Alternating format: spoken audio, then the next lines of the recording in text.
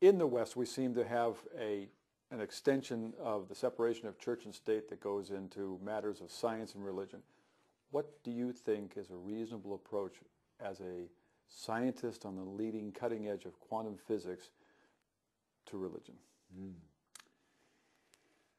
I find my position and our position really interesting because I see that science is sort of bringing back a convergence towards religion, actually, in the sense that it's becoming increasingly difficult for a scientist not to acknowledge the apparent existence of a creative intelligence in this universe.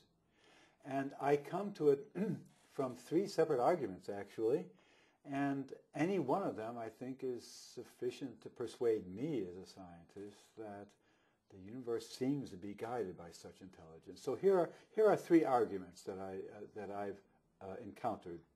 One, the first is well known, and you may have heard me comment on this before. It is the reductionist idea.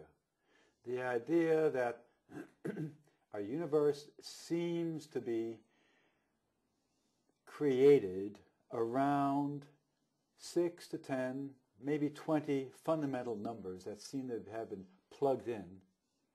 And if you change the values of these numbers, the universe probably wouldn't work right.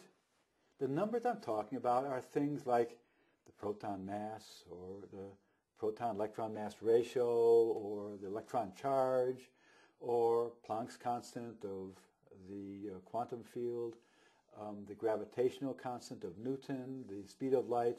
All these numbers we can't determine from some combination of the other numbers, and it seems like they just got plunked into the universe at the time of creation.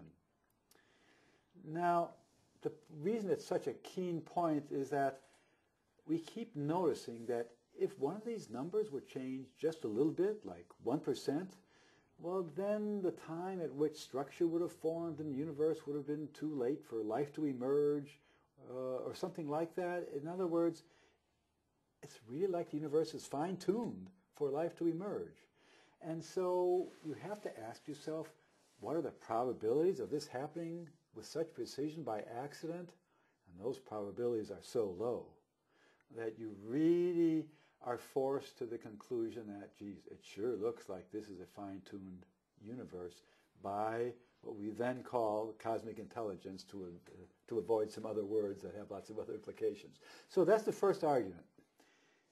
There's a second argument that I find equally compelling, and that is, as we now think about what a quantum universe is, we realize that for us to all agree about that's a table, that's a lamp, that's a picture, you're a human sentient being, I am a being with consciousness, for all that to be true, it's like we have to have a universal or combined or shared or the Carl Jung collective unconscious, or what I would prefer to call the collective consciousness.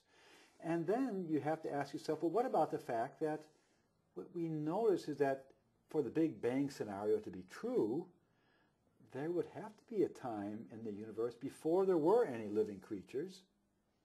So what created this collective unconsciousness that could make quantum potential become physical reality so that you would have structures that we see have obeyed Newtonian laws? How can you posit there being a universe before there was intelligence?